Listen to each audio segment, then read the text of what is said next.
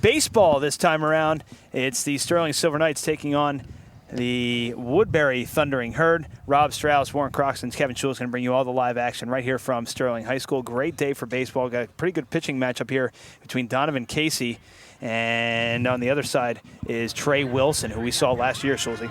And this is a Woodbury team that, in years past, usually doesn't have a strong program, but in the last couple years, they've really given teams some fits and have really turned it around. I know last year, I think we started the season 7-0, and only to get the first loss against Woodbury. And again, this year, they're beating a lot of the better teams in the conference and really coming in here playing pretty well. And Warren, we take a look at the Sterling Knights defense on your screen right now. A lot of seniors on that infield. Yeah, you see Ryan McGoldrick, the shortstop. That's one guy to watch out for. He's hitting over 400 this year. Going to try and walk on at Virginia Tech. And then you see Donovan Casey, the starter, going to be a starting pitcher at Boston College. Donovan Casey coming into this game 3-2 with an ERA just over 3. Something we did not see last year. Last year, ERA under 1, well under 1, and a very different Donovan Casey this year, but in his starts, really not getting the run support either. Yeah, but the two games that really hurt that ERA, first was, and it really didn't hurt the ERA that much, but the first Haddonfield game, that was a 3-1 loss. He was coming off, I think he got hit by a ball the day before, wasn't as sharp, and then the game that really hurt his ERA was the second Haddonfield game, where I don't know if you guys were out here, but it was a rainy, cold day, probably one of the worst weather days you're really ever going to have a baseball game in, but they had to get the game in because for different reasons, a conference game, and in a lot of situations you probably wouldn't have played it. And to tell you how bad it was, Donovan obviously had a rough game, but also the other pitcher from Haddonfield, a Division I bound pitcher himself, had a tough game also on his end. Donovan Casey, 27 2/3 innings pitched, scattering 24 hits, only 12 earned runs over those 27 2/3 innings, 41 strikeouts, and a 1.12 walks and hits per innings pitched. So Donovan Casey on the mound again. You mentioned this, Warren, earlier, heading to Boston College. And once he graduates here in several weeks. Yeah, with Casey, things you need to watch out for is he's going to throw into the mid-80s, and he has a changeup that's one of the best in South Jersey, and it's going to look like a curveball on the screen, but it just has so much bite to it that, it's a fantastic pitch that's really going to help him at the next level. And just like any good pitcher, you have the changeup, the change of speeds. He can also locate. So even if a lot of these guys get their bat on the ball, in a lot of cases they're off bounce, and he really knows how to attack hitters and when to go with the fastball, when to go with off speed, and where to put it. Yeah, you see with Casey, he only has 7 walks and almost 20 innings of work, and a lot of high school pitchers, they struggle with command. They might throw hard, but they don't really know where it's going, and that's not the case with Donovan. But all in all, you're looking at a team. I'm sorry, Rob. No, go ahead. Good. You're looking at a team that's really playing a lot better. I mean, a couple of things that they struggled with in the early part of the year was defense.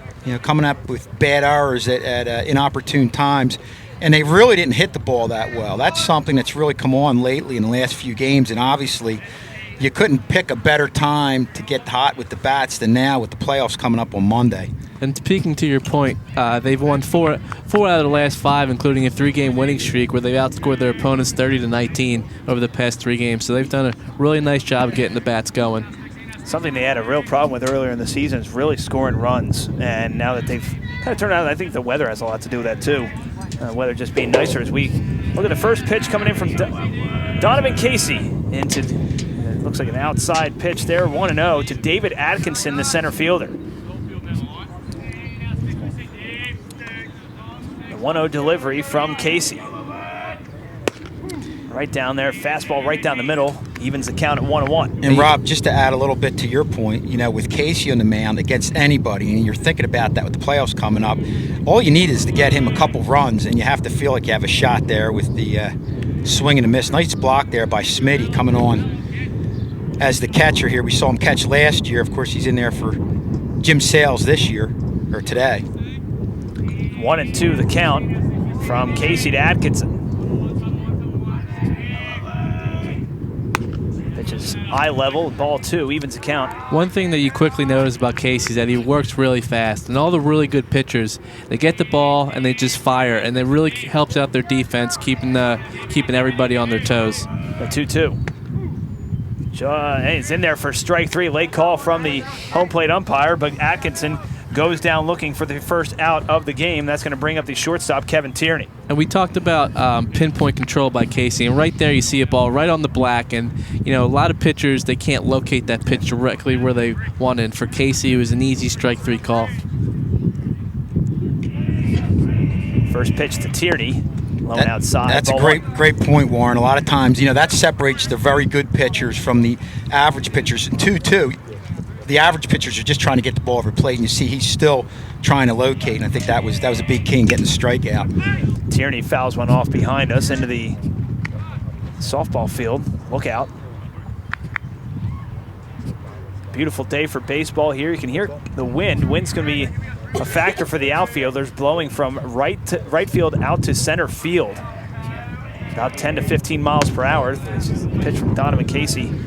High and outside, ball 2, but it's going to wreak some havoc for those outfielders, guys. Yeah, any ball that's going to be hit to left center, left field, that general area, any ball really pulled by right-handed batters is really going to give the outfield some trouble. The 2-1 pitch hit foul down the first base line, and evens the count at 2-2. Well, I know we had talked about that last Haddonfield game where it was windy and rainy. The wind was blowing out. You had a grand slam from Ryan McGoldrick, and I believe either a grand slam or a 3-run homer from one of the Haddonfield players, and a lot of it had to do with the wind. Not a great day to be pitching. Couldn't ask for better conditions really here today. Today's for great. pitching. Yeah, This is perfect. Absolutely. The 2-2 pitch hit in the air, shallow center field. Giambri giving a chase on it, but he's able to make the catch. Yeah, it looked second out. like it was a tough play for Giambri going back in the ball. On a play like that, you almost want the center fielder to take that because he's coming in. But nice job by Giambri to come up with the out. One thing Giambri did right there, he got back there quickly. A lot of times you see younger players, even if they take the first step back, they're gliding back. Got that back there quickly, got under it, and was able to make the play. First pitch from Casey to the first baseman, Jack Tierney. That was Kevin Tierney, his brother, batting and just popped out to Giambri. 1-0 the count, and got him on that second pitch. It's a quickly 0-2, as you mentioned, Warren, working pretty quickly here. Yeah, that changeup was phenomenal. Look, just the break on it was, it's really had Tierney off balance. The 0-2 pitch from Casey to Jack Tierney. Swing and a miss, strike 3, and that's going to do it for the top half of the first. 2 strikeouts in the inning. Speed to go with a decent fastball. First pitch to Tyler Blair outside, ball 1. And Woodbury comes in at 7-4 in the conference, and they are just 2 losses back of Haddonfield, so they're still right in the conference mix. They're going with their ace today. Not to mention a formidable team in Group 1. Of course, Woodbury, a smaller school, one of the smaller schools in the Colonial Conference. 2-0 pitch to Tyler Blair. Right down the middle, strike 1. You had to think that he's taking all the way there.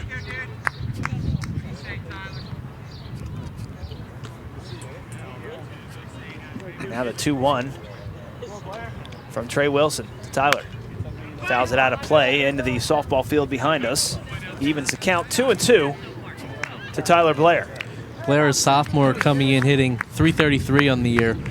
One of the younger players that has the coaching staff very excited about his prospects going forward. Blair even got some varsity time as a freshman last year as well. 2-2 pitch, swung on and missed, and the first out of the inning recorded for Trey Wilson, and the first strikeout of the game for him as well, and that's going to bring up Donovan Casey, the pitcher.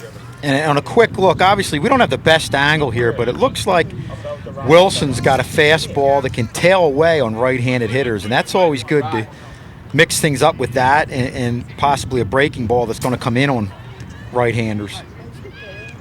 First pitch to Donovan Casey in there for strike 1.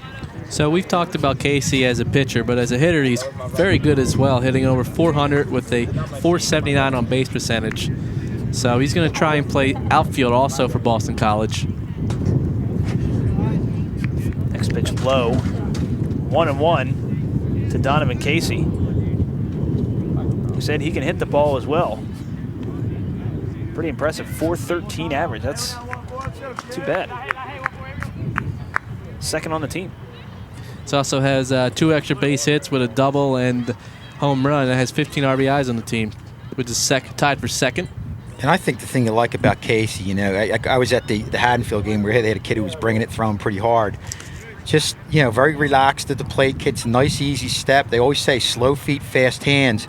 And I'll tell you what, his hands, I think, are as quick as anybody in this conference. Really can turn on a ball. Donovan Casey rips one, fouled. It's a fair ball. We have a tough angle here down the third base line. Casey's going to leg it in for a double. He's going to stop there. Initially, kind of hard to see from where our angle is here, guys, but that's went right over the third base bag, apparently. Well, there you see him. I mean, just as we were saying, he has got that ability to really turn on the ball and hit the ball with authority. You saw it right there. And that's an easy double for Donovan Casey, who also, you know, we talk about on the mound, his ability to hit. Kid can run the bases. Casey's second double of the year puts a runner in scoring position with just 1 out here in the bottom of the first. Ryan McGoldrick looks at the first pitch now, and in there for a strike. Donovan Casey taking a nice healthy lead off of second base too. McGoldrick, another one of the Sterling starters, having over 400, hitting 439 with an on-base percentage close to 500. Leads the team in runs and RBI. The 0-1 pitch. McGoldrick swings and misses. Strike 2. McGoldrick is going to try and walk on to the Virginia Tech baseball team next year. Has a sister, Kylie, who plays softball at Virginia Tech. Kylie, one of the best softball players ever to play at Sterling. The 0-2 pitch with 1 out. Goldrick fouls it off into the catcher's glove for the second out and the second strikeout for Trey Wilson. Yeah, Wilson went with the fastball to lead things off, start things off there. Then went with 2 breaking balls that had movement and obviously the change of speed. Really got McGoldrick off bounds and led to the strikeout.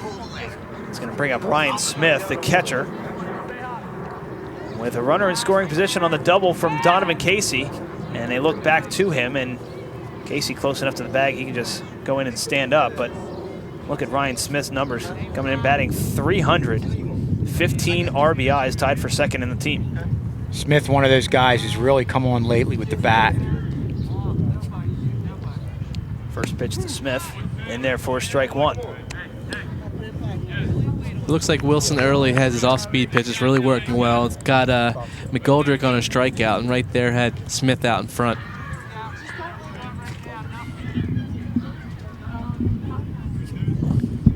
The 0-1 delivery. Donovan Casey going to take off for third, and he's going to get there. Sliding stolen base as the pitch got away from the catcher, Roan. And so a stolen base for Donovan Casey. And I was talking with Mr. K before the game, and Donovan's one of the few players on the team, if the only player actually, was a green light to steal whenever he wants. And you see there, got a huge jump, and even if the catcher got the ball cleanly, he had no chance. I don't think it would have gotten him either way. 1-1 to Smith. Pitch on the outside corners, and Smith didn't like the call there. It's 1-2. Seen a lot more Wilson's off-speed stuff here with the last 2 batters, McGoldrick and Smith. The 1-2 pitch from Wilson to Ryan Smith, fouls one down the first base line, out of play, and the count will hold at 1-2 with Donovan Casey just standing on third right now. Well, that's a nice job of Smith, just staying alive right there, getting his bat on the ball.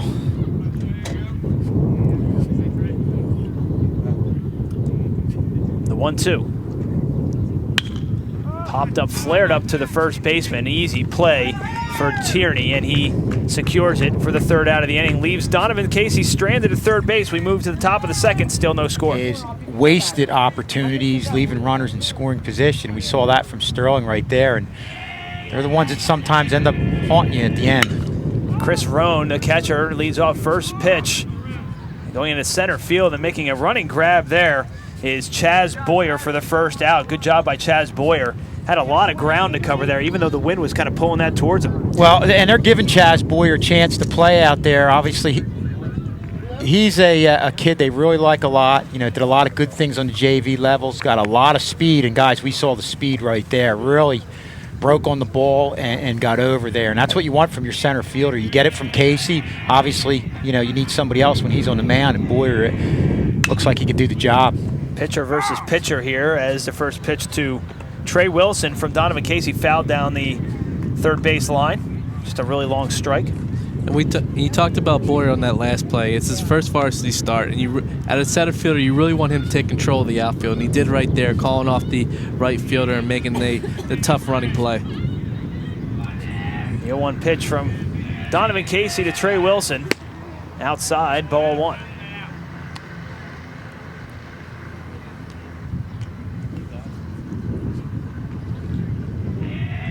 Lee Norton waits on deck.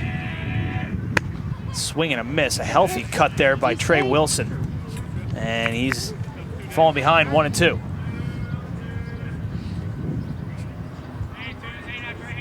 Not a lot of time for analysis with Donovan Casey's pitches. He moves right along, guys. Right on the mound and gets pitching. And ropes one into left field for the game's first hit for the Thundering Herd. Trey Wilson laces one into left field, and that puts one runner on with one out here in the top of the second. Good job by Wilson, staying with it, going the other way. And again, that's what you have to do. Stay back on Casey with the off speed. Don't try and get way in front of everything. Get yourself off bounds. He stayed back, just poked it right out to the left side there. Anything to left field is tough for us to see, so. Yeah, if there's a controversial call, fair or foul, whether it hit the line or not, we're going to have to defer elsewhere, I think. We're going to have to look at the emotions of the coaches on either side to kind of get the call. And speaking of getting things right, Donovan Casey going to have a meeting with starting catcher Ryan Smith right now. They may have gotten their signs confused or changing some things up here. And that's Lee Norton, the starting second baseman for the Thundering Herd, up with Trey Wilson on first base with one out here in the top of the second. Still no score. Taking a look at Trey Wilson. He's back easily. That wasn't a great pickoff move by Casey, but when you're a starter, you know, oftentimes you don't throw out your best pickoff move on the first attempt. From the stretches, Casey looks back, better throw this time, almost gets away from Chris Tolucci. Well, good job by Tolucci to corral that one, bring it back in. Yeah, and right there, that play on that pickoff was a little bit faster, but on a decent throw, he probably has a shot to get out Wilson. Pitch from Casey, swing, and a miss on that one. It's 0-2.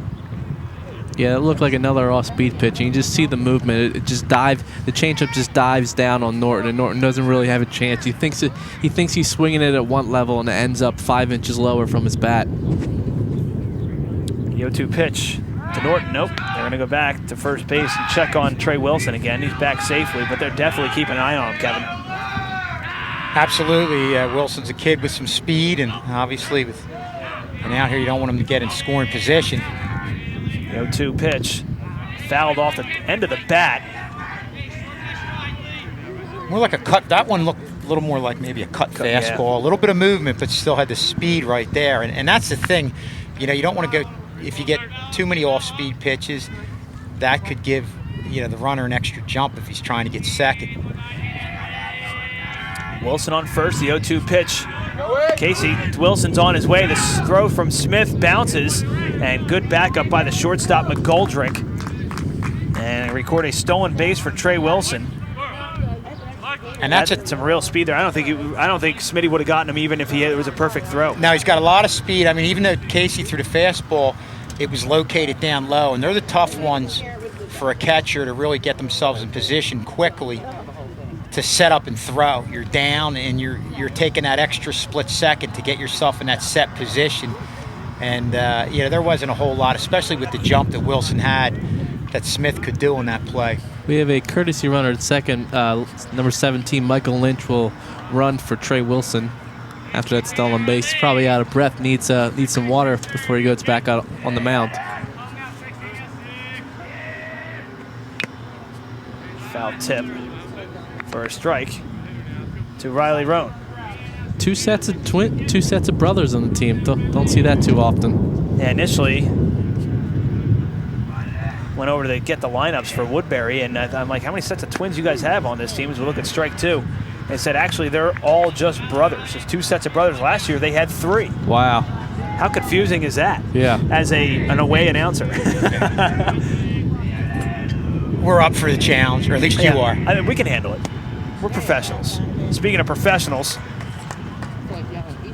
that's Donovan Casey with his 4th strikeout in 2 innings. And that last strikeout located on the second strike right at the knees. The last strike was at the knees and away, so really tough pitches to hit. I mean, real good pitches here as you look at Wilson throwing the first pitch high. Justin Ford hitting .231 on the season. The ropes one down the left field line. Giving chase is the left fielder Buckley. He's not able to get there, and Justin Ford's going to go into second standing up with a leadoff double.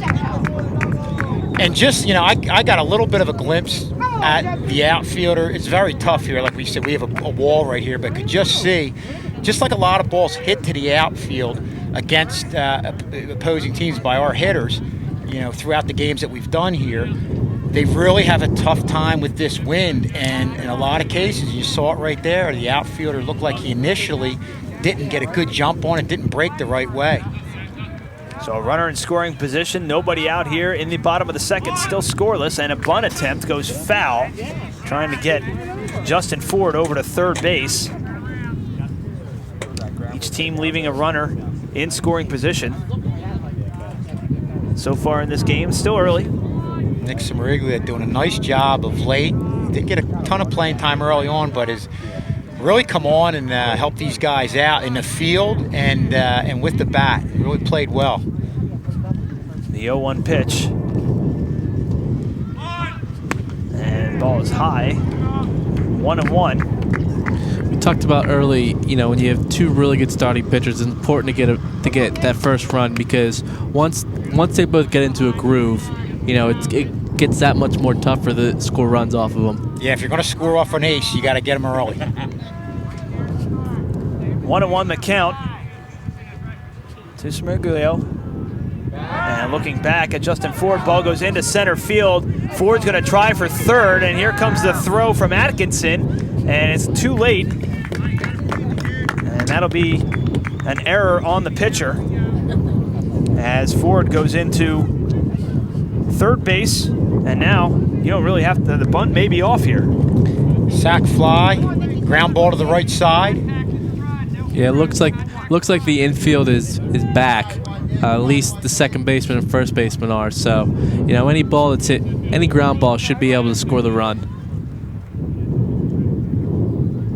The 1-1 hit towards first base. That's going to at least score a run. It's going to be a sacrifice on the play. It's 3 unassisted, but more importantly, scores the run. It's an RBI for Smirglio. Yeah. And Sterling takes a 1-0 lead. Real nice piece of hitting there by Smirglio. You could tell he wanted to hit the ball to the right side, and like you said, Warren, if you hit it to the left side with them back, you probably would have scored, but to secure the run even more, hitting it to the right side, is able to get the first run home there. Real nice job. That brings up Andrew Miller, the right fielder. First pitch to him. Just missed, ball 1. Miller hitting only .261, but it leads the team with 17 walks, so that jumps his on-base percentage to 460. Doing a real nice job at the plate, seeing a lot of balls and strikes. The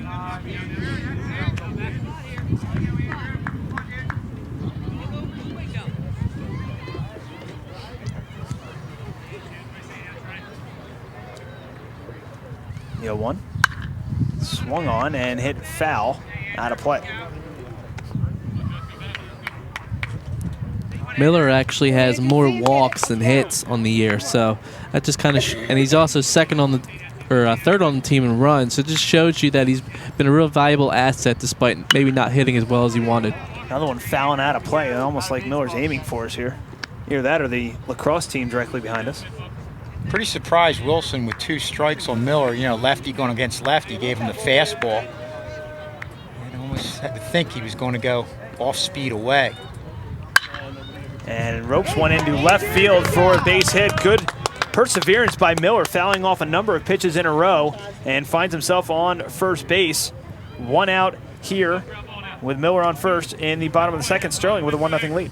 Well, they're two real good pieces of hitting. First by Samariglio, getting the ground ball to the right side, scoring a run, and a good job by Miller fighting off that pitch, going the other way. Lefty against lefty. Always a tough battle, but a good job by Miller hitting it the other way and getting on base with the single. It's going to bring up Chaz Boyer in with his first varsity start, so you have to wonder if Coach Hoffman might lay down a bunt to kind of take the the pressure off of him. Can't bunt on that pitch. It's in the dirt at the ankles. Boyer comes in batting 167 in 5 games that he has played at the varsity level here. Double and 4 runs scored. Miller on first. The pitch swung on and missed. I believe he got a piece of that. Looks like that swing was a little long for Chaz. Probably wants to shorten up on that with two strikes.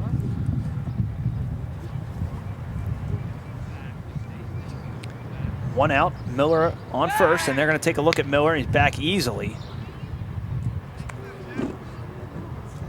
First base coach Tad Kozaneski getting out of the TV truck today for once, and this is the season that he gets out of the truck. No, he was still doing a little bit of both, dual duties. He was in the truck before the game. And multitasking, as always. He's going to make a few stops there, I'm sure, as the game goes on.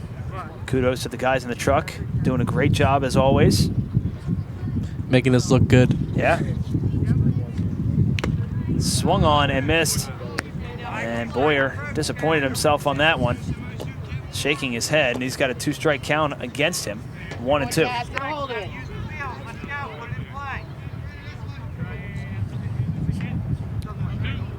1-2 the count. Trey Wilson loads and fires. Outside, way outside, ball 2. Yeah, a little bit of a waste pitch right there, thinking the young Boyer coming up from JV would just swat away at something, but showed good discipline there and holding off. 2-2 the count. Already 1 runner across the plate here in the bottom of the second. Chaz Boyer swings and misses. Confused him there on that pitch there, Kevin. Well, there's that off speed that you won't see too many pitches like that at the JV level. And also, I think, at the JV level, you're going to have guys, not only do they not throw as hard, but this guy, Wilson's always trying to locate. You're not going to get too much right out over the middle of the plate. And I think Boyer's going to be a good player. It's just a matter of going through that, the growing pains of the first few at-bats at the varsity level. Bring up Matt Giambri, who's hitting 276 in the year. Has 9 runs scored.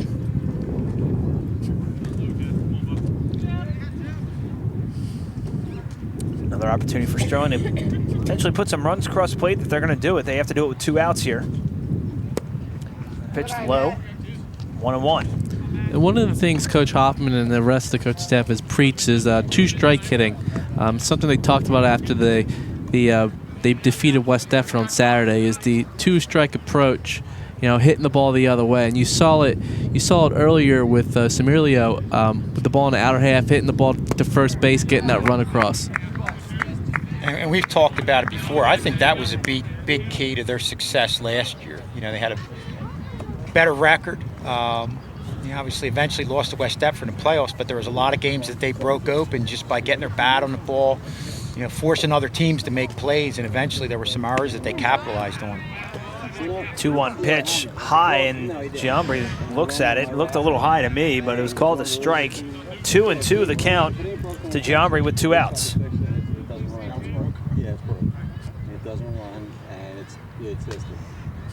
Miller gonna stay put.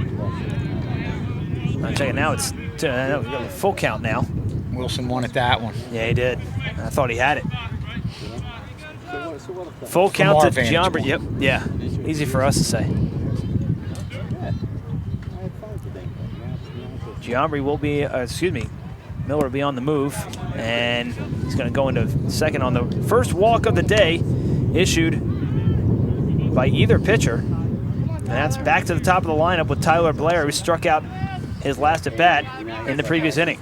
And we mentioned about the small ball shortening your stroke with 2 strikes, but also, you know, they're forcing Wilson right now to run some deep counts. And, you know, if you can get that, work on getting that pitch count up early on, have him have some high pitch count innings, that can go a long way to helping things out offensively. 2 on, 2 out. First pitch to Tyler Blair in there for a strike. You really want to get, you know, anytime you have the best pitcher on the other team going, you just want to work counts and try and get him out of the game quicker to get to that middle relief. Off-speed pitch, low, 1-1. That's a confusing pitch. Yeah, Yeah, you can't lunge, you can't get your body out in front of that. You've got to be able to stay back. Next pitch outside. You have to wonder if Wilson, the first real jam that he's been in early on. Now, granted, it's only the bottom of the second, but this is a tough situation here. You know, they're putting pressure on him. Yeah, he had a couple of tough pitches that didn't go his way. Next pitch to Blair in the dirt.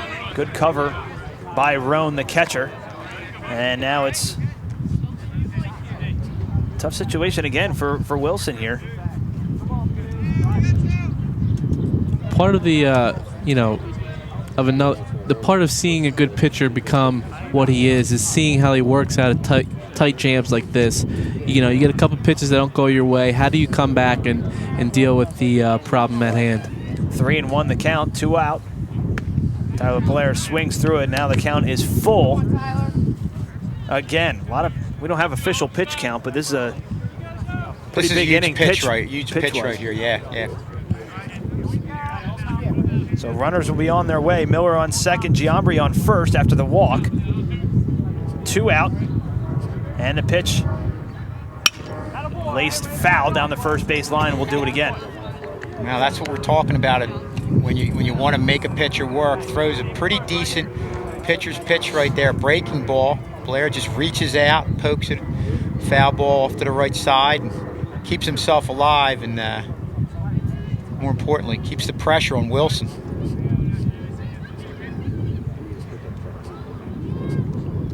Next pitch, and it's another walk. Back-to-back walks for Wilson. Will load him up for Donovan Casey. Chance to help his own cause. And I think you can see within an inning the effect on Wilson of, them really taking pitches, not able to locate. Early on, he was really doing a nice job locating right at the knees, and that one right there obviously was just a little bit low and strong, really threatening here with the bases loaded.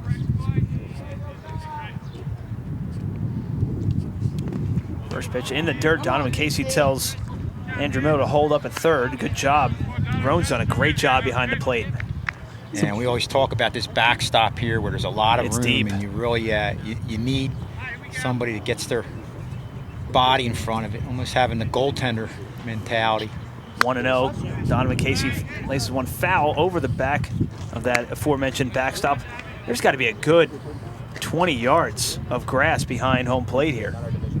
One of the bigger backstops in the league, where it's a lot of running, a lot of space. Means a lot of running room for the runners should a wild pitch get by the catcher. 1-1 pitch in the dirt again. I must say, 2-1. I'm a little surprised that the Woodbury coach hasn't at least gone out and talked to his pitcher. I agree. Kind of settle him down. 2 straight walks, something that's really uncommon for Wilson. 2-1 the count to Donovan Casey. Bases are full. 2 outs here in the bottom of the second, and now there's going to be that conference that you guys talked about, but it's just going to be Roan talking to Wilson. And he had very good control early on, and even here with bases loaded, had confidence enough to throw the breaking ball for the first pitch. Obviously, you don't want to get something, try to sneak a strike in there in Casey, giving him a first pitch fastball. But Wilson's really out of his rhythm right now. 2-1 pitch. Hit right back at the pitcher. Easy play for Wilson. He's going to go to Tierney for the out, and they're going to be able to breathe as they head into the dugout. Yes, about 25 pitches that inning. It was a high pitch count for that inning, and that could have an effect as we move forward here later in this game. First pitch to Brandon Buckley, fouled to the backstop. It's going to be Buckley, Hawk, and then back to the top of the order with Atkinson. Yeah, and with Casey, your game plan for the bottom of the order should be pretty simple. I mean, the reason why their hitters are hitting at the lower end of the order, so you want to just pump in some fastballs and then use your changeup to kind of, get them off balance. And that looked like that cut fastball right there. Didn't have too much of a break on it right there, but a little bit. Still came in there pretty hard, had some velocity, not a bit different than that changeup. And strikeout looking. It's the 5th strikeout of the afternoon for Donovan Casey. The 3rd strikeout looking, and down goes Buckley. 3rd strikeout in a row for Casey. And there you see right there, it's just what I was talking about earlier, fastball, off speed pitch. When you're at the lower end of the order, you want easy innings for your pitcher, non-stressful innings.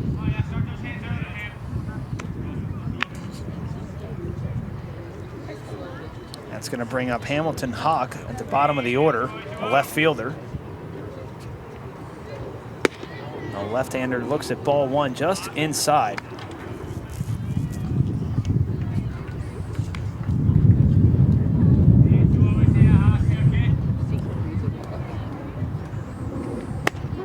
There's a strike from Donovan Casey. Woodbury going to have to earn this win today, going up against one of South Jersey's best pitchers in Donovan Casey. Yeah, there you see there. I mean, you see it, fastball, changeup, curveball. And, he looks like he's got all of his pitches really working so far. 1-2 fouled right into the Sterling dugout. And the location's good too, Warren. He got ahead of him right with pitches right at the knees. Then he looked like he went just now up and away. And, that's the key. And that's where I think Wilson for a time got out of his rhythm. He threw a lot of pitches and didn't seem like he was locating as well the last inning, as he was early on. Swing and a miss, and down goes Hamilton Hawk for Donovan Casey's 47th strikeout of the season and the 2nd out of the 3rd. There you see that changeup we keep talking about, that circle change. When you're a hitter and you get 2 fastballs in the mid to upper 80s and you get a changeup that's 10 to 15 miles an hour slower, you almost have no shot. And the reason is because his arm angle is the same. A lot of younger pitchers, they tend to slow their arm down when they're throwing off speed pitches. And right there, you just see the same arm slot every single pitch. All in the grip, right? Yep. Back to the top of the lineup with Atkinson. 2 straight strikes and 4 straight strikeouts in a row for Donovan Casey. Looking to make it 5. The 0-2 with 2 out to Atkinson. And kind of add on to what you said, Warren, usually it's your better hitters that can make adjustments on that off speed. Now, obviously, we're at the lower part of the lineup, and they're, when you throw those off speed pitches, the changeup. The 1-2. Just missed again. 2 very, very close pitches right in a row. 2 fastballs almost in the same spot. And we can see high and low, but when you see limited glove movement, you start to think it had to be, well, you got to. 2-2 ripped right back to McGoldrick. McGoldrick going to go to Tolucci for first on the out. And that's going to end the inning. 6-3 on the putout. And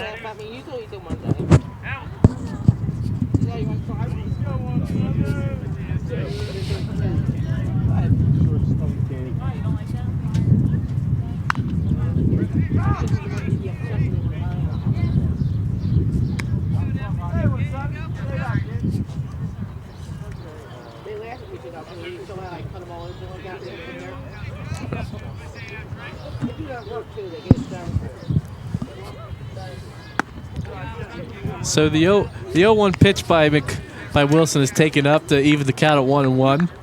McGoldrick struck out in his last plate appearance. McGoldrick, the starting shortstop, hitting over 400 coming into the game. Rips a ball down the left field line, and it's going to be fair.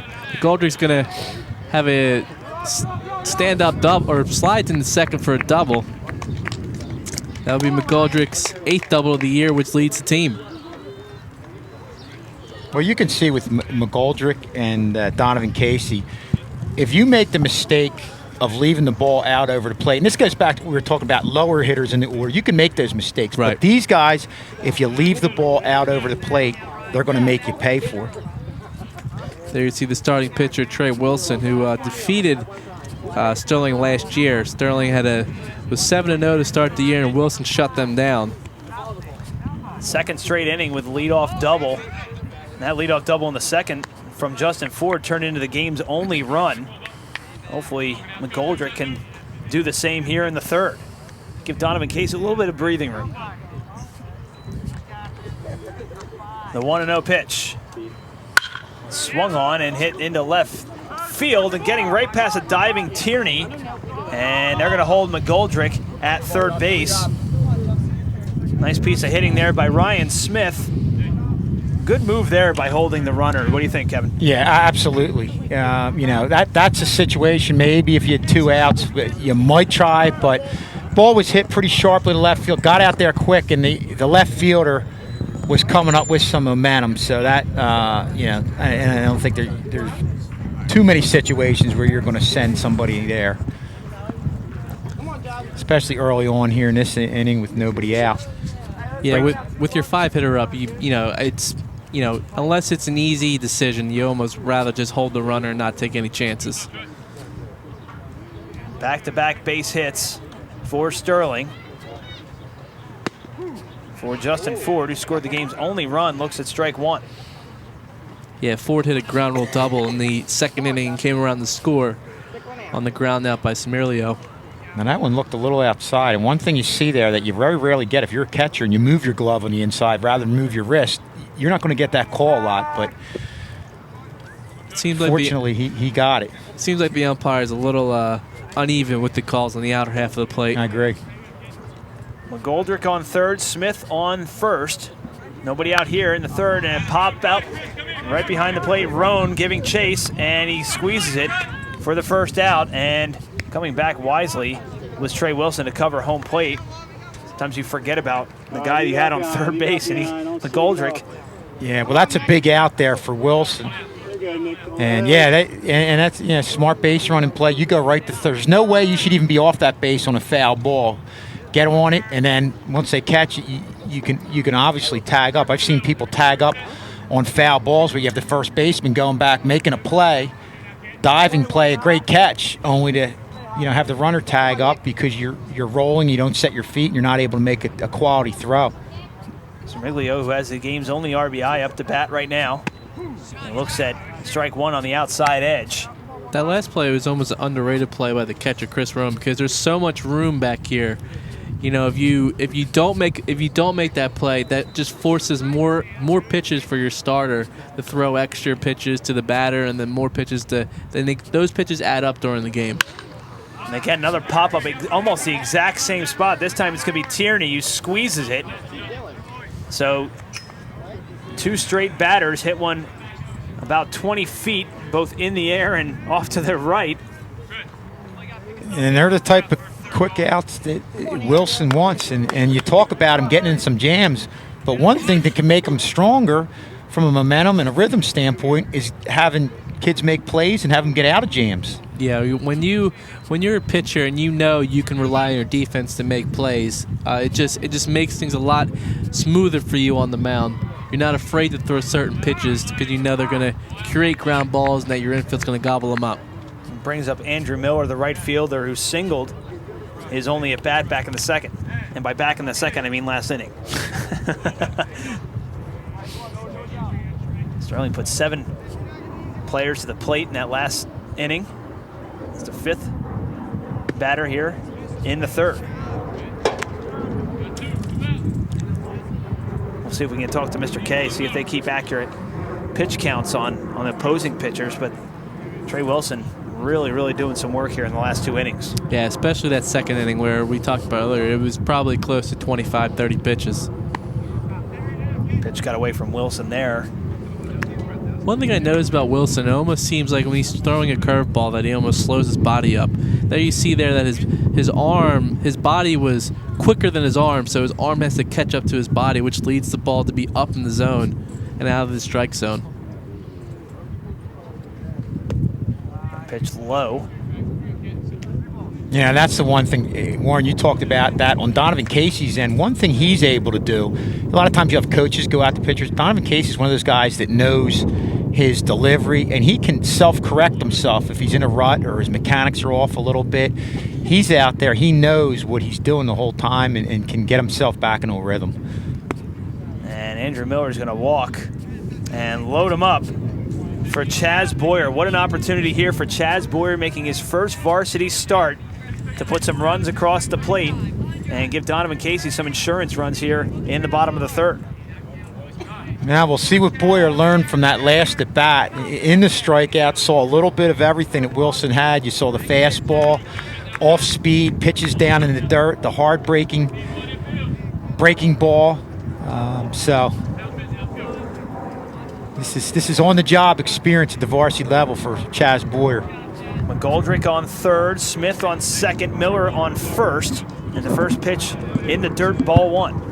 Yeah, when you're Boyer, you don't want to get yourself out. You want, if the pitcher makes quality pitches, so be it. But you don't want to be swinging at pitches that are out of the strike zone. Make the pitcher come to you. Boyer hits one foul down the first baseline. Mr. K giving chase. No diving effort from Mr. K this time around. Usually you see that kind of athleticism out of the first base coach. Well, usually lateral quickness. You usually don't. That's why he's the first base coach.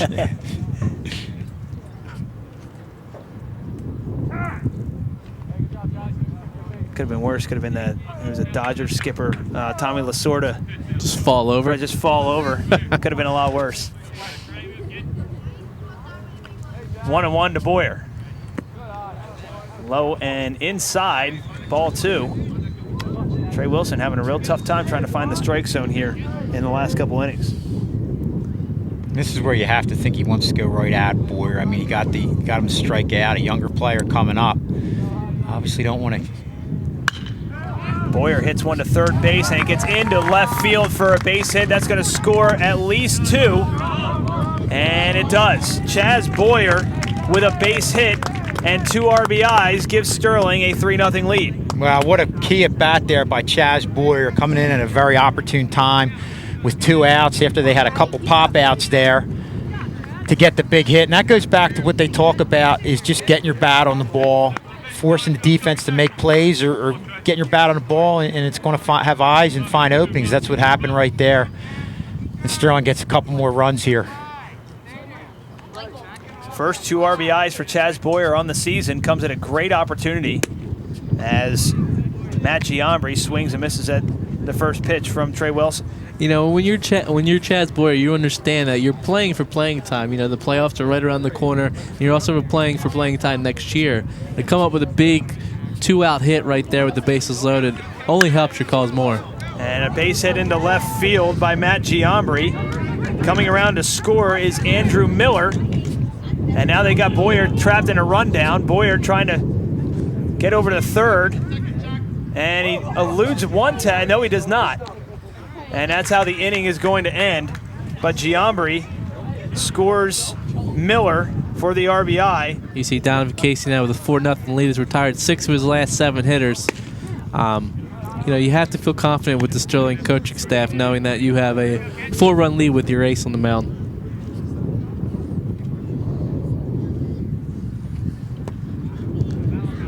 Swing and a miss by Tierney makes it 0-2. And then one of the biggest differences between Trey Wilson and Donovan Casey is that, you know, strike 1, strike 2, getting ahead of the hitters has been big in this game so far. And a swing and a miss. It's another strikeout, number 48 on the season for Donovan Casey. And he's just on a roll right now, He is. Kevin. I mean, his command has been solid the whole day. And you know, we keep talking about the 2 different pitchers. You see Wilson started off pretty good from a command standpoint, but at times has gotten out of rhythm, and I think we saw that in the last inning and the inning prior to that.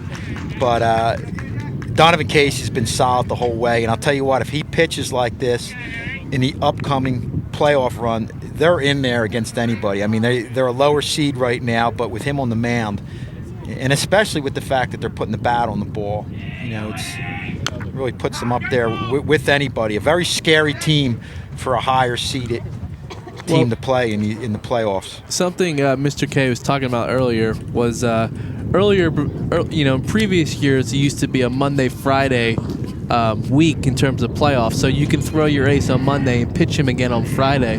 But now, with the second game being on Thursday, your ace, if he goes all 7, can't pitch on Thursday. So it's really a battle that the coaching staff has to deal with, thinking about, do we pull Donovan after a certain amount of innings, or do we go for the win in game 1 if we have a big enough lead? And I think their thinking is they've got to have a huge lead to pull him out. And the good thing is, I mean, if you're going to go that Thursday game, say if you win with Donovan on the mound, you go Thursday with Miller, and then the third game you have that gap, and the fourth game obviously you have Casey, but after that you can pretty much go with Casey the rest of the way. Yeah. So but the problem is, you have to win the one game to get to the second I game. agree. So. I agree. Yeah, I mean the only Hit foul right into the Woodbury dugout. Giving chase was Ryan Smith and also Chris Tolucci, but it just got over the dugout fence there. Good hustle by both. Don't forget Smith and Tolucci. about Casey. You're not going to have too many pitchers who cover that much ground on the mound. That's the center fielder coming out on him. With his ability just to react and break on thing and the great instincts. I didn't see Donovan get over there. I thought that was Tolucci. No, I remember last year, I think it was in the playoffs, he came over and got a ball that you would never see a pitcher come off the mound and get. 2-2. Strike 3, and Jack Tierney knew it. Strikeout number 49 on the season, and 4 in the last 5 batters.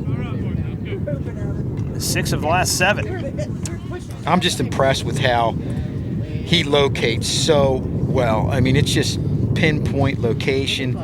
Strikes are right down at the knees. He's not getting anything up in that zone that hitters can drive the ball.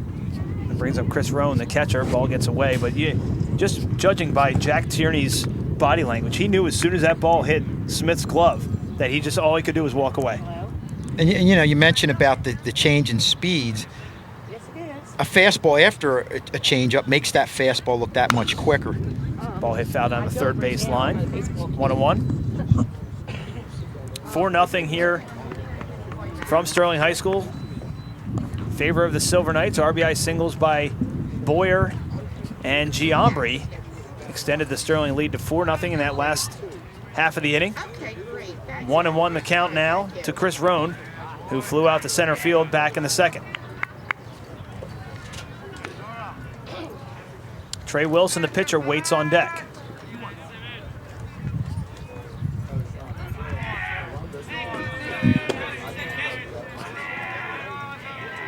One and 2 to Roan. Pitch laced into right field, and right there to make the catch is Andrew Miller, and that's how we're going to end the inning.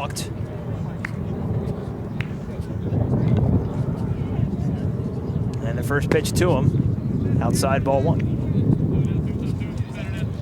A lot of action here at Sterling High School. The volleyball team doing very, very well. Softball doing well. Baseball on a roll right now. Next pitch out of play. Not to mention lacrosse. Going to be in the playoffs as well, as they're ending their practice right now. Well, we'll have volleyball action tomorrow. Lacrosse, we're going to have a night game on Friday night. I think it's 7 o'clock. Senior night, I believe, as well. Always exciting for those girls. I know they like getting out on the field under the lights. Get a decent amount of people out here. Delivery.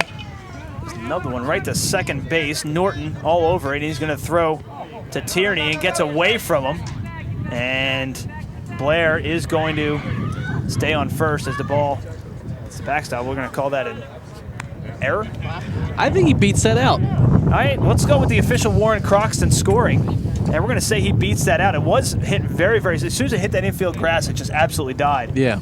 I know Farr is a pretty tough scorer, so I guarantee he gives that an error. Mr. Farr, how do you score that? He's saying it's a single. Wow. He made it called it a single? Yeah. He did call it a single. That's aggressive. So without even looking at any type of replay or anything. There's one thing I learned about playing at Sterling. That's Farr's the toughest scorer I know. And if he gives that a single, it's legit. That's why they pay him the big bucks, though. I mean,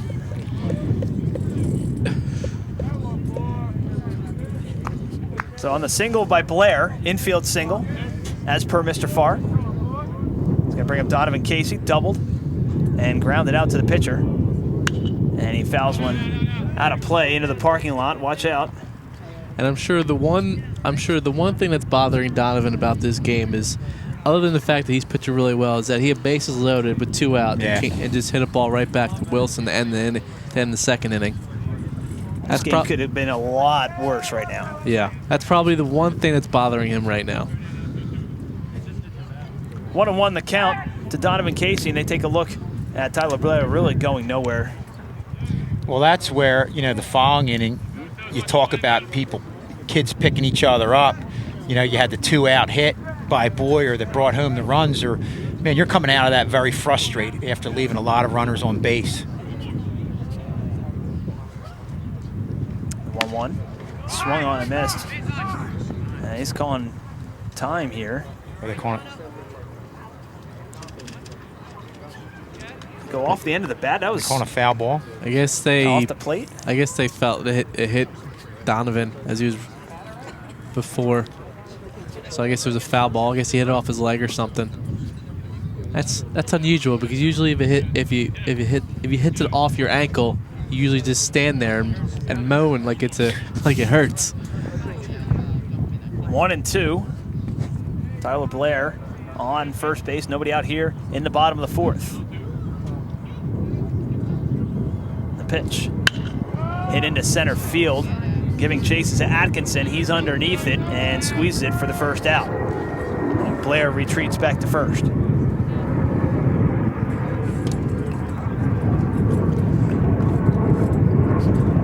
That's going to bring up Ryan McGoldrick. Struck out, doubled, and scored a run.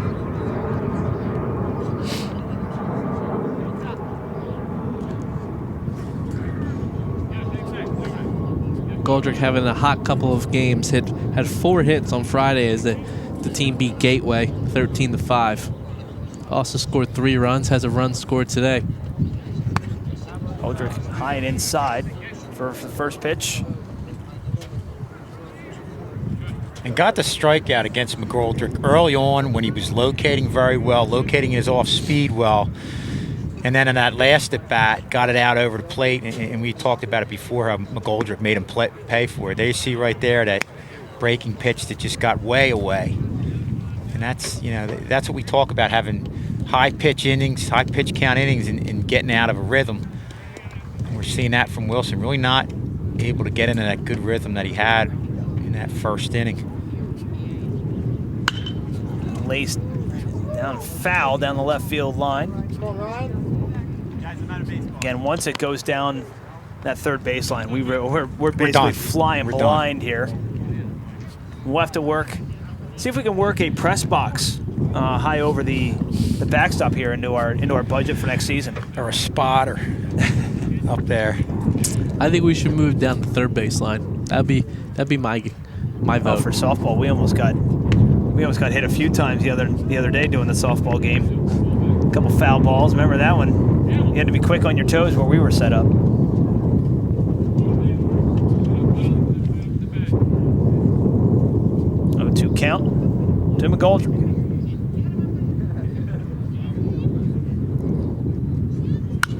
Again, another fouled off, out of play. Good job by McGoldrick, making Wilson really work here at this bat. And I think McGoldrick might want that one back. That was that fastball that was up in the zone, yep. And yeah, that's where you want it.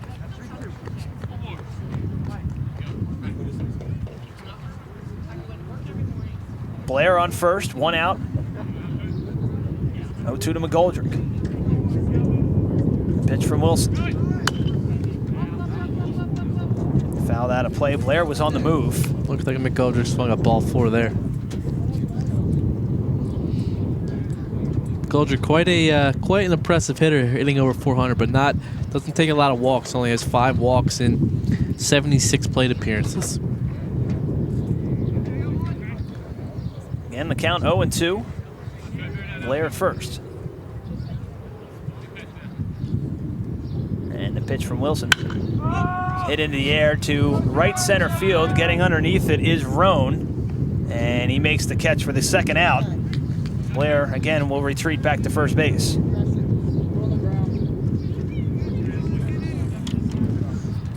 That's going to bring up Ryan Smith, the catcher. Popped out to third, singled and scored a run in the third.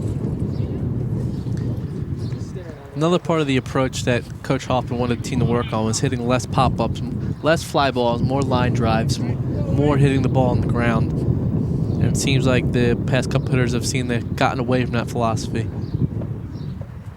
Check that. Ryan Smith popped out to first back to end the first inning.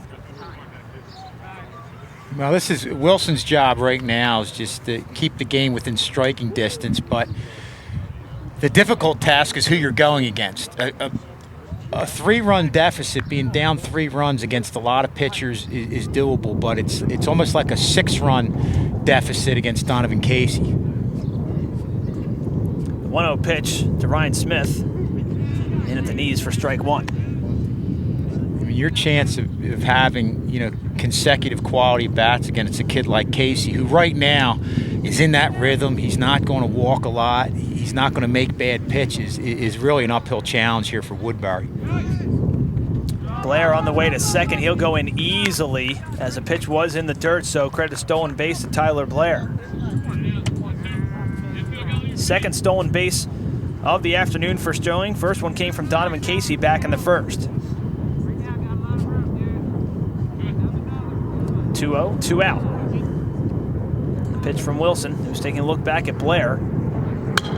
Hit into left field, and it's going to drop in for a base hit. That's going to score Blair easily, so an RBI single by Smith extends the Sterling lead to 5-0. Well, that's where having the advantage of having 2 outs and having a runner breaking is going to help you there, because that one, right when it was hit off the bat, you weren't sure if it was going to get caught, but obviously with 2 outs, you're breaking, and that's a run, especially with Tyler Blair's speed. A big extra insurance run there. And how important is that nice stolen base by Smith. Blair?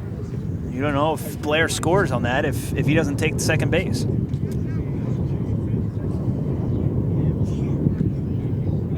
Well, that's where, you've got the advantage of having a kid like Blair with speed out there, because against the left-hander, you're not going to get the biggest lead. And Blair on the steal got a big jump and got himself in scoring position.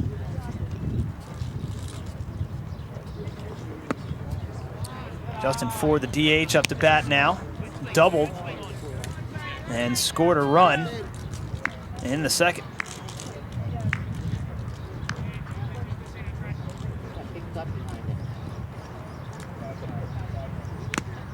Swings and fouls a pitch off and back into the glove of Verone. And it's 1-1.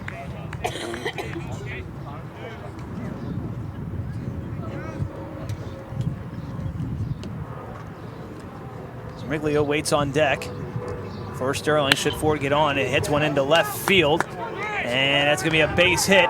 Rounding second and coming home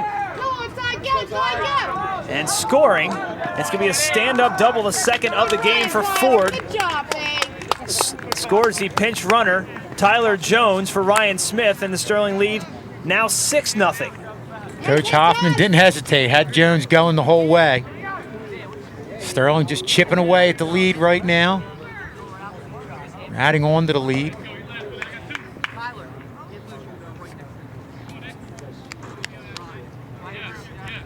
Sterling really pouring it on here. Nobody warming up in the Woodbury bullpen. Surprised by that, Warren? A little bit. It's just been pretty difficult for Wilson the past couple of innings. Leaving pitches over the middle, off-speed pitches haven't really been working. But I guess they figure with 2 outs, they're just going to let him finish up the inning and maybe warm somebody up at when they come to bat. And I think you're seeing more quality bats in this game than you had at the earlier point of the year. And this game really is very telling when you hear them talk about the team hitting a lot better, having more quality at bats, shortening up their stroke when they get 2 strikes. It's something you're seeing today. Again, you didn't see it at the beginning of the year, and you would have a tough time if you didn't do that against a kid like Wilson. And they have to feel pretty good about the offensive output against a quality pitcher, a kid who beat them last year. And now it's getting to the point where if they are up by a certain amount of runs, do you think about pulling Donovan? And how many runs you need to be comfortable, and at what point do you do it, Kevin? Well, you're still talking about a pretty good gap here in days off, and I have a feeling in this game you're probably going to, unless the pitch count gets up, which it doesn't look like, you might want him just to finish it out, because he's just dealing right now, and I mean, they haven't shown any signs of life offensively. We're talking about Woodbury against Casey. They're going to have a meeting at the mound here, as it's the third straight inning that Sterling has brought 7 men to the plate here, and the head coach for Woodbury going to come out and have a chat with Wilson, with Ford on second and Smiglio on first.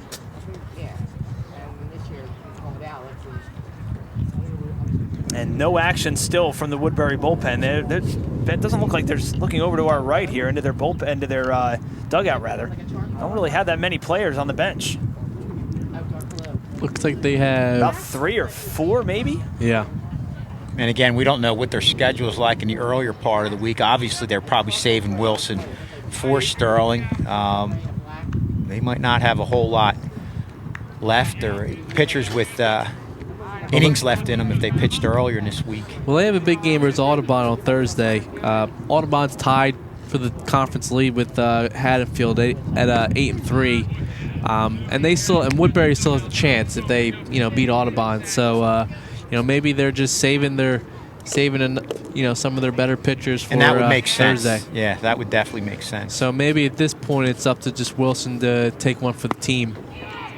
Andrew Miller up to bat now, singled and walked, and it's 1-1. 2 on, 2 out. Already 6-0 Sterling. Or excuse me, Woodbury takes on Collingswood. Sterling takes on Audubon Thursday. And Miller laces one into left field, coming in to try and score, but cannot. A great relay throw from Hawk to Roan.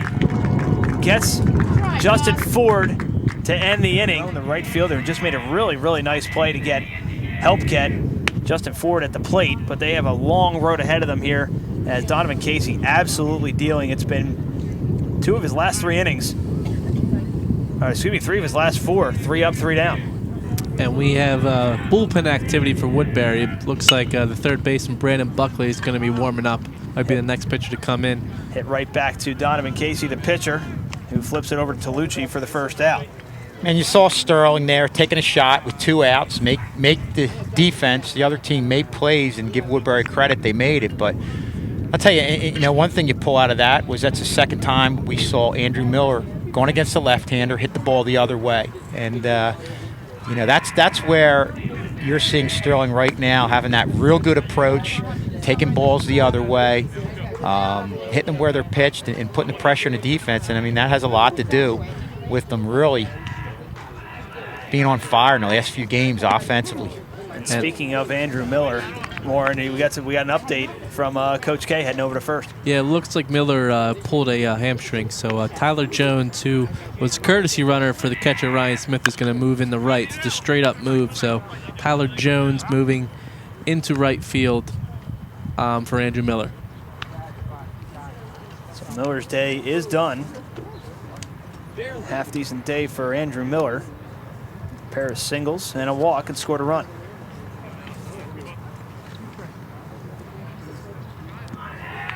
Lee Norton, the second baseman, struck out in the second, his only plate appearance. Pitch, fastball high. 1 out here in the top of the 5th, 6-0 Sterling. Donovan Casey absolutely on cruise control right now. Fouled off out of play right behind us. 1-2. Riley Roan, the right fielder, waits on deck.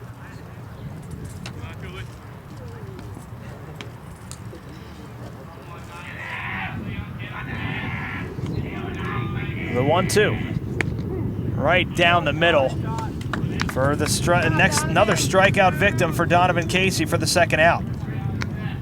Locating again right at the knees. And strikeout number 50 on the season for Donovan Casey. 9 in the game, one shy of double digits. I'm sure the Boston College coaching staff would like to see this tape.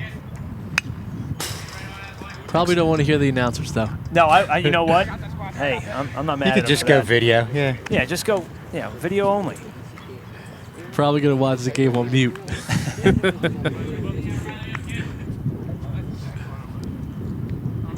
The 0-1 pitch in the dirt and swung on by Riley Roan. What do you think he was thinking there, Jose? Wasn't thinking anything off speed. No. Yeah, he was way. And at this point, when a kid is dealing like Casey is, you're gonna tend to try to guess and try to anticipate. You're really gonna try to do anything you can to get your bat on the ball. Donovan Casey, that one fouled off, and he knew as soon as that was hit that he missed his spot. And we were talking to Coach K, and he said at times like that, you're going to come and you're going to pitch. You might tend to try to occasionally pitch backwards, where you might, instead of starting off with the fastball, go breaking ball, go changeup, go off speed on the first pitch. Swung on and missed to end the inning. And Donovan Casey is absolutely on fire. Sends them down swinging for this 5th consecutive inning. 2 strikeout victims in each of the first 5 innings. It's his 10th strikeout in the game, 51st on the season. As long as you have the paper weights and the tape to hold the papers down. That's the most important. If they're there in front of us, because the way this figure it out. The way this one way wind's or blowing, another. and these things take away our papers, we're in big trouble. Yep. Chaz Boyer up at the plate has a big single with 2 RBI run single in the last inning. Comes one over to short. He's going to be able to leg that out for an infield single. So Chaz Boyer going to go 2 for 3 so far. A pair of singles and a pair of RBIs. Even though it did get caught in a rundown to end the 3rd. But really impressive performance here by Chaz Boyer coming up from the JV spot. Yeah, and I think with Boyer's speed, that's what you want him to do. Put the ball on the ground, put the ball in play, and let his speed take over from there. I mean, unfortunately, he got caught in the rundown, but, we've seen him come up with a big hit, and we really saw his speed evident in that fly ball to the outfield, where it was a pretty tight game early on. And I think probably more impressive than anything in a kid in his first varsity start, like you had mentioned, Warren, he took control right there, really didn't hesitate, came over. You saw the great speed, but also the ability to take control out there, and he got a great jump on it. That didn't hurt. Yeah, with a guy like Chaz, he knows what's on the line for him. If he performs well, that means more at-bats for him. And he's having a really nice day, except for the rundown with 2 hits. And you have to wonder now, up 6-0, if Coach Hoffman will let him show off his speed, maybe swipe a bag or 2.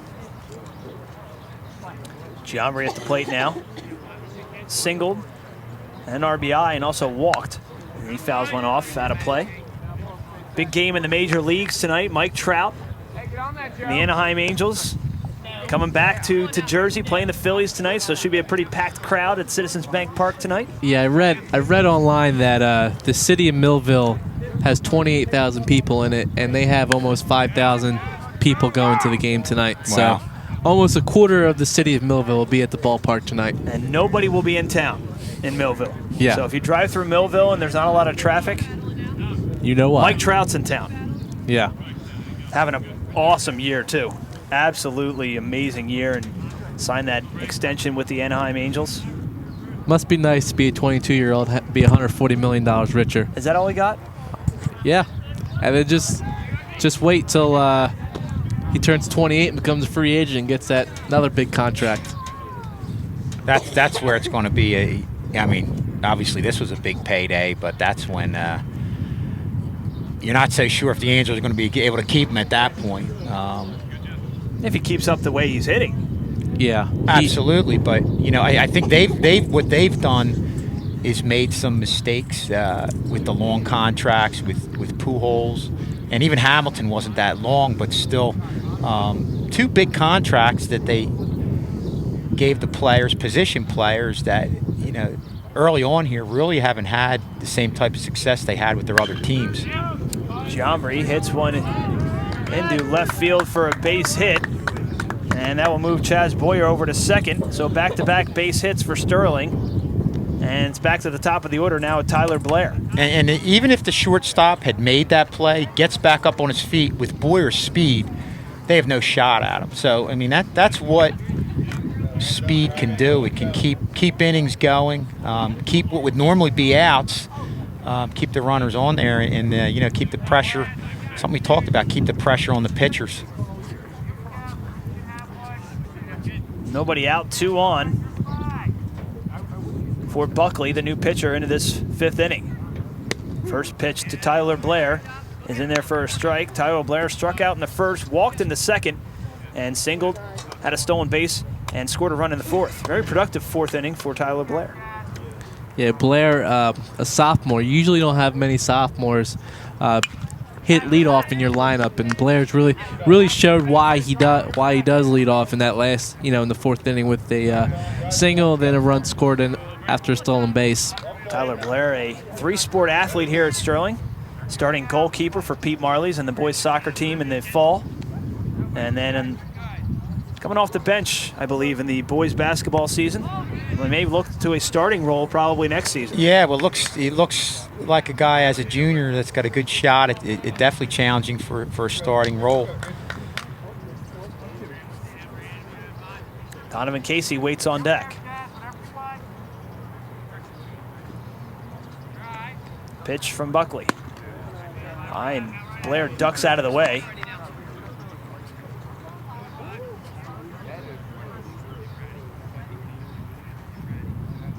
Absolutely gorgeous day for baseball here at Sterling, as the weather has obviously turned here.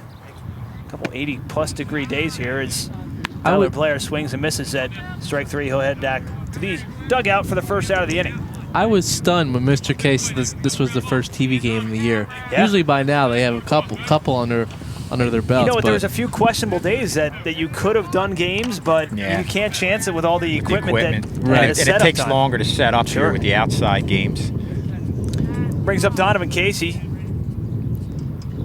Again, having an amazing inning, defensively here. Pops one out to center field, deep center field, tagging up and heading over to third is Chaz Boyer. And now an appeal, and the umpire says safe. Much to the chagrin of some of the Woodbury fans that are in attendance. They're definitely saying he thought he left early. I don't know if we can spot that on it. I don't know. We'd have to have the side-by-side replay on that one, but Chaz Boyer is one of the few players who on a fly ball like that is going to be able to get third with his speed. It's a big play because if there's a wild pitch now, it's far enough he can score. Yeah. Brings up McGoldrick. Struck out in the 1st, doubled, scored a run in the 3rd, and flew out to right field in the 4th. And he hits one straight up in the air. Getting underneath it is a second baseman, Norton, but he gives it over to Tierney, who squeezed it for the 3rd out of the inning. And he's in a good rhythm right now. It's not like you're pitching him on short rest. If it was short rest, you'd have him out of here by now. But I think you got to keep him in complete game mode. Woodbury with 1 hit so far. Ironically, coming from the opposing starting pitcher, Trey Wilson. Yeah, that was in the 2nd inning, and not a lot of hard hit balls. The only other hard hit ball I could think of was by the catcher Chris Ronan in the 4th, where he lined a shot to right field, but Miller just took a few steps to his right, and that was pretty much it. And this really, he's not throwing a lot of pitches, and even for a kid like him, he can throw more pitches than most people because his mechanics are so good. He doesn't put a whole lot of pressure on the arm. And then our first walk of the game. There's something you don't see every day from Donovan Casey, a walk. He actually got behind Buckley there. And with a lot of people feel that pitch counts are overrated, and it has more to do with stress innings. And so far in this game, he has no stress innings. So that affords you to be able to let your pitcher go a little further than you might usually go.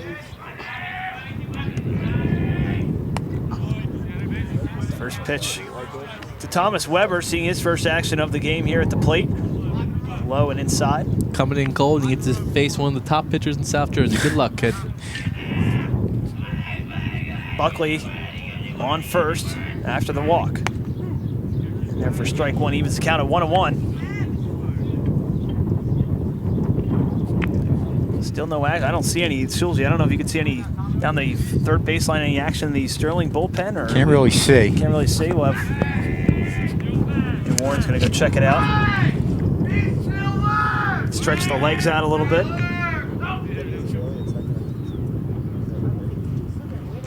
Back to the top of the order with Atkinson after this. Strike two to Weber. Scouting report, we're going to head over to Warren Croxton. Wind getting a lot of work down there in the bullpen. Swirling around a little bit. But other than that, nobody warming up, as you might expect. Healthy cut and foul tip into the glove of Ryan Smith. Strikeout number 11 on the day for Donovan Casey. And Weber goes down. He's the next victim. Yeah, well, that's what you were saying, Warren. A young guy bringing him in the game, just go with the fastball. Kind of the approach you were talking about with the lower part of the lineup. You saw right there from Casey.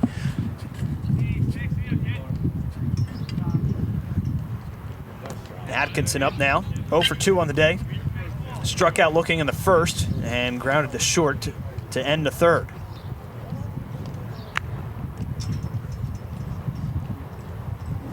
Not a lot of work for the outfielders today. First throwing, the only action in the outfield went to Chaz Boyer back in the second. So the outfielders have really, check that. Chris Roan lined out to Andrew Miller. 2 plays in the outfield. That's it. Donovan Casey doing a majority of the work today. And a couple of pop-ups, a lot of strikeouts. That was strikeout number 52 on the season for Donovan Casey, and Atkinson fouls one out of play.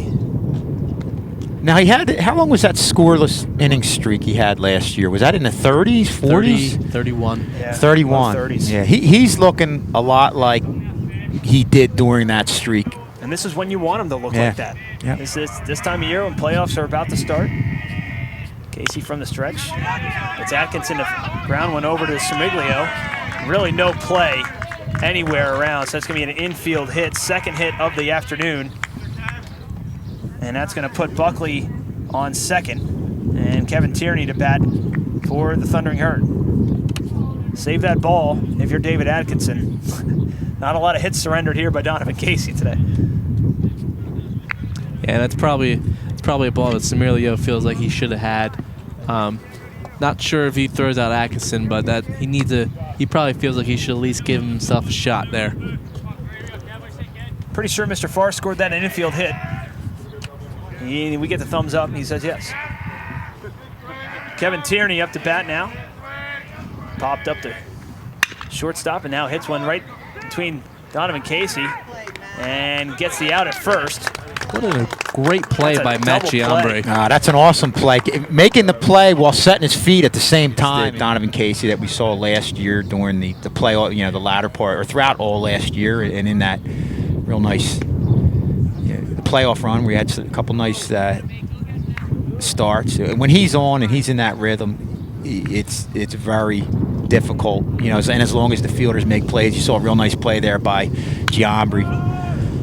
Blair, lead off, that's Ryan Smith. It's one, and it's caught by the center fielder, the first out. And that was a tough break for the one shot that Woodbury had to score a run came in the last inning when they had first and second one out. And then tough break for Kevin Tierney, the shortstop, as he hit the ball hard up the middle, but Giambre made a nice play to step on the bag and throw him out at first for the double play. One thing Coach mentioned, I don't think we've talked about enough, is what they've been getting from the bottom of the lineup. We talked, about Boyer, Matt Giambre, walk, couple hits. Oh, look what I found. That's Buckley, finds it in his glove and then throws it away. Tierney can't hang on to it, and that's going to put Ford all the way around to third base. Good job, Chris. That's Chris Tolucci. who was really, really on the move there on the error. It's a 2-base error on Buckley. Well, that's where you have all that area off to that right side, and if it gets by somebody, especially from that angle, you're going to get that extra base, something you wouldn't get from a throw to from second to first. Credit Chris Tolucci for really legging out what was a I don't want to say routine because it was a nice catch in the glove. But routine throw. Yeah, routine throw. Should have been an out. But you were right, he never broke stride, Nope. just kept going. Kept motoring. Showed nice hustle. Job by Chris Tolucci, who's in for Justin Ford. He's going to bring up Nick Stramiglio. An RBI now, it gets away, and that's going to, Chris Tolucci's going to go in standing up and extends the Sterling lead to 7-0. And that's thanks to the hustle by Chris Tolucci on the throwing error by the pitcher Buckley. Fun fact, that is an unearned run for the pitcher, despite the error being on him. So he won twice. And that's the Well, I meant, when he threw the ball away to advance to third. Yeah. Stramiglio, it's one out of play, I believe. Well, it's one thing if you get the fast or the breaking ball on the outside part of the plate. You have a split second earlier time to get to the outside. When you throw that fastball to the outside part of the plate, it's very difficult, and in the dirt, very difficult for the catcher to get out there. Yeah, and it's added pressure too with all the space behind him and all the foul territory they have to cover on pop-ups. So you really have to be a good catcher to play here at Sterling. And Kevin, you've been to a lot of these South Jersey high school ballparks, and you ever seen a dimensions like this? This is like this deep, like a major league ballpark. You have probably would have about this much room. Kind of reminds me of Oakland with all the foul territory out in Oakland's ballpark. Really helps out the pitchers a lot. Well, also, we talk about the catchers and what they're able to do with blocking the ball. You look back to Brad Lidge having that great year, and that's the difference between somebody, if you have a runner on third with a guy like Chooch or a catcher that can block the ball. If you look at a foul ball right here, you feel a little more confident throwing that 1-2 pitch down in the dirt, 1-2 breaking ball or slide or down in the dirt, or a changeup when you have a catcher that can block it, as opposed to somebody who might not have the good skills in getting down the knees and blocking the ball. And it's a hit into left field. Off the fence is Hawk. And Stramiglio goes into second, standing up. So a stand-up double. Still only one out here in the bottom of the sixth. 7-0 Sterling. That's going to bring up, Tyler Jones, who's in for Andrew Miller. If you remember, Stramiglio got things started off with that ground ball to the right side, which we were corrected on by Warren Croxton. Said it's not a sacrifice. It was a ground ball to the right side and an RBI. And, getting a hit right there. And the coaches were talking about his offensive input in this streak that Sterling's been on over the last few games, and have really been impressed by it, as well as the job he does defensively. I mean, had that one tough play there in the previous inning, the top half of the inning, but for the most part, he's been solid defensively, and I believe he's in the hitting about 350 at this point. Tyler Jones pops one up right to first baseman. All right, let's check that. It's going to go over to Norton for the out. Second out of the inning, and that's going to bring up Chaz Boyer having probably couldn't ask for a better debut here at the varsity level for Chaz Boyer. 2 for 3, pair of RBIs, and a couple singles. And he came up with that one. I believe he knocked in 2 runs when it was a tight game. It broke it open. And that was a point where Sterling was starting to strand some runners, leaving runners on. And that's what you talk about. Obviously, Donovan Casey's your big guy here, but you need, if you go on any type of a run, you need everybody to contribute. And when you got guys like Stramiglio, Boyer, everybody on board, everybody coming up with key hits and key plays, that's how you can go on a championship run.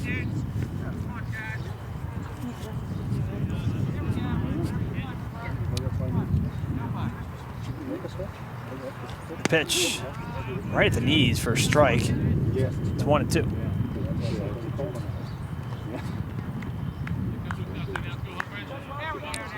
Chaz Boyer get aboard. It's Matt Giambri, bottom of the order, who waits on deck.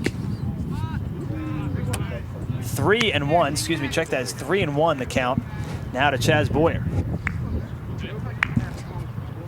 Chaz Boyer with the jersey violation with the yellow arm sleeve matching the other team's colors. Rookie mistake. He'll have a little bit more time to think about that as he heads over to first base. I'm sure we'll make him aware of that, have him in class. And I'll make sure that I let him know that Warren Croxton calls a jersey violation on you. But he'll respond by saying he had a very good day with it. Yep, And he had 2 RBIs. So there's 2 different ways to look at that. Matt Giambri up now, 2 for 2, fouls one off. Out of play with an RBI and also a walk in the second inning.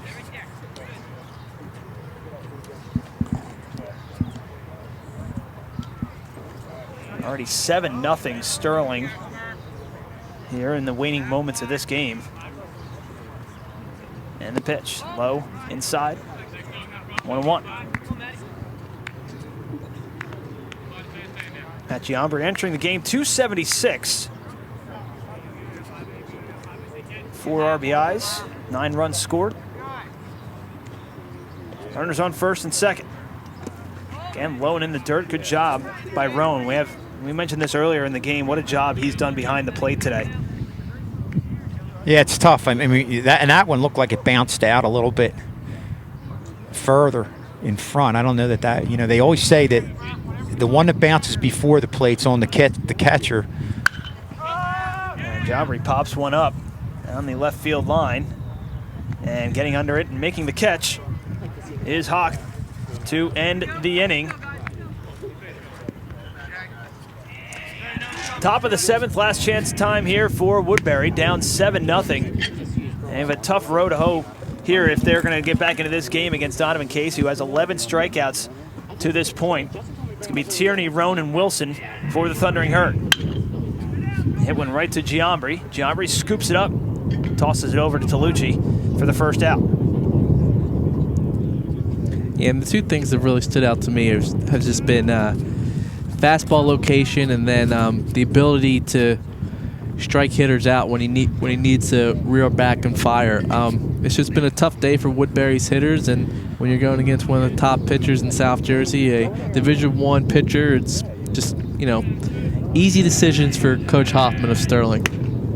First pitch through for Chris Roan, swings right through it. Sorry, Schultz. You always wonder how pitchers are going to respond when they get in jams, but he feels like, I know we talked to him last year, I can remember him saying it after, there's the breaking ball right there, or change up. So Warren, you played here for Sterling. I mean, how good is, how long would you stand in with Donovan Casey? Would you go down swinging, or would you at least get to make a little bit of contact? I didn't have too many varsity hits in my career, so I might get a couple of foul tips. McGoldrick over to Tolucci for the out. 6-3 if you're scoring at home. Well, we were down to the last out for Trey Wilson.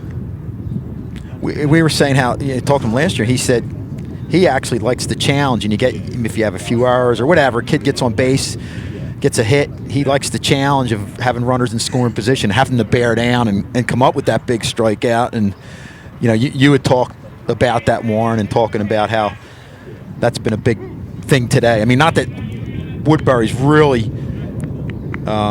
challenged him that much, but anytime he needed that big strikeout, he was able to bear down and get it. You know, one pitch fouled out of play. And a lot of times pitchers seem to usually overthink things, and when you're towards the bottom of the order, they might get too fancy and start to nibble instead of just going right after the hitters.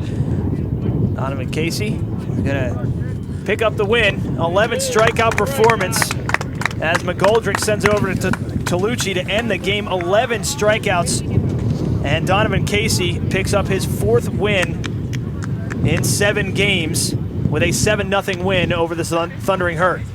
Well, just was cruising the whole way. I think we've pretty much said everything that there was to say about this performance. It was vintage Donovan Casey. Got the strikeouts. plays were made in the field behind him, and this team's playing really well right now. Only surrendered 1 walk, had 11 strikeouts. 2 hits. And a 2-hitter for Donovan Casey.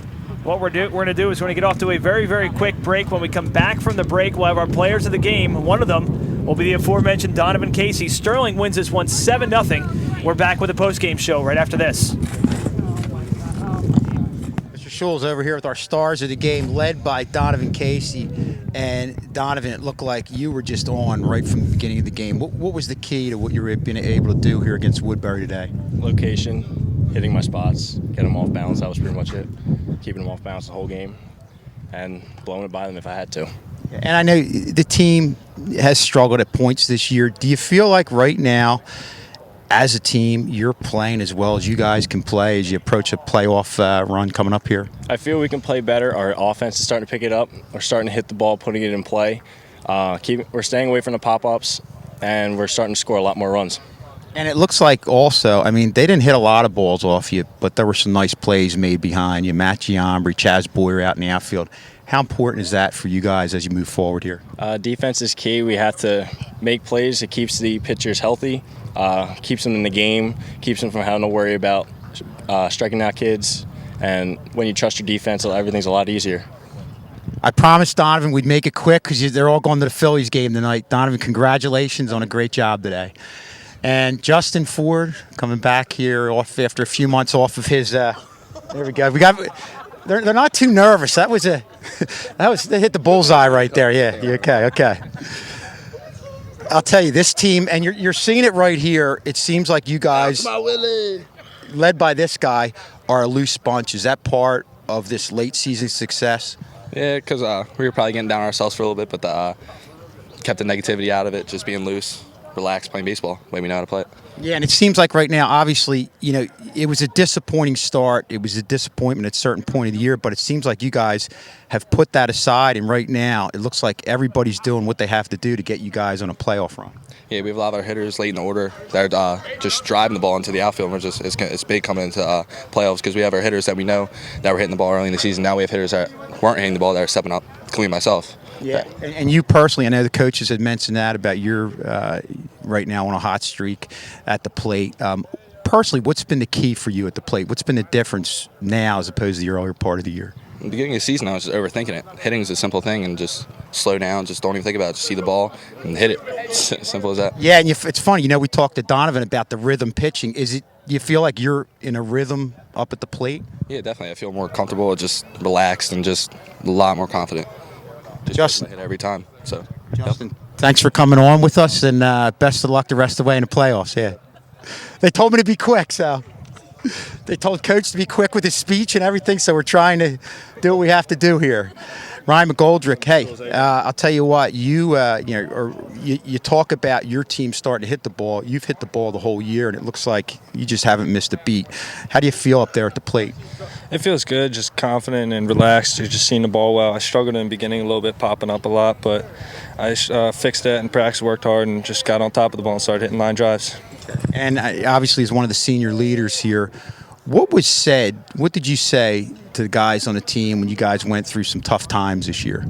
Just work hard and keep your heads up, and just you got to put games in your past and just focus on the next game and go out and play as hard as you can and hopefully get the W. What do you think the key is? We talked to Donovan. His key, obviously, on the mound is locating. As a team, what do you think the key is moving forward? What do you guys have to do? Just stay focused and just have our pitchers throw and just fielders field and hitters hit, and that's all we got to do, and just stay focused and play the game right. Ryan, thanks for coming on with us, and best of luck in the playoffs as they approach us. Thank you. Okay, and we'll take it back to Rob Strauss. Oh, I'm sorry, we have Coach Hoffman here, fresh off a very short speech, I'm sure, over there, or at least that's what they wanted you to do. We're anticipating. Yeah, I mean, you as much as anybody can talk about the tough times that this team has gone through. What did you, as a coach, say to the team when you're at a low point during the season? Well, we just try to instill the value of the mental part of the game. I believe that's what we need to do. We need to focus not only on what we need to do physically, but mentally, thinking the game, knowing the game, sticking together through the good times and bad. And I think that's at the point we're at now. Things are going well. We know our work's not done. We got plenty of baseball left to do, and we just got to keep going forward. Yeah, and I know a tough part in this season was when there was a lot of errors. And do you think the team was pressing? I'll first ask you that. And do you think right now you're past that point? I'm not sure if we were pressing or if it was just a phase we were going through. It happens. It's just like hitting. The team sometimes doesn't hit as a team, and I think that's what we're doing fielding-wise. We just weren't fielding well as a team. We made some good plays. We had some good errorless games, and that just seemed to everybody seemed to jump on board with that. Coach, talk about what's ahead for you guys. Obviously, you've got the first round of the playoffs. What's going to be your approach here? Right now, we're thinking we're going to get West Stafford, a team we're very familiar with, a very good team. Our approach has been getting ready to last week and a half with these last 6 games, including today. Today, we got a playoff-type pitcher pitching against us, a pitcher that is pitched against us last year and beat us. We saw him earlier in the year. We know he's their number 1 pitcher, and we had to come out with a good approach because that's what we're going to see in the playoffs. So that's what we wanted to start doing a few days ago, starting to become more of 2-strike hitters. Again, the mental part of the game we're starting to put together now, and things are starting to come together at the right time. And one thing that struck me, what you just said, is about the approach. We felt like the approach you guys have right now is something you didn't have in the earlier part of the year. You had it last year. It seemed like you had guys at the lower part of the lineup getting their bat on the ball. It looks like that's the approach that they have right now, playing small ball. Is that something you've been preaching to the kids? No, that's every high school team. Every high school team has to make sure they can bunt the ball. They got to make sure they can run the bases. With our team, we have a lot of new faces this year, a lot of new varsity guys who are getting their first time at this level. And, it might be we just need a little bit more time to understand the mental approach and the small ball and other aspects that win at this level. And I think we're doing it right now. And as I said, as we go forward, it's very exciting. I'm really looking forward to the playoffs now. One of the things you just said, I'll ask you this is one last question. You talk about new guys coming to varsity level. Talk about what Chaz Boyer was able to bring to the table today. Chaz did the simple things we want him to do. Put the ball on the ground and run hard. And that's exactly what he did. He had, one at-bat with 2 strikes where he put the ball on the ground in a big situation.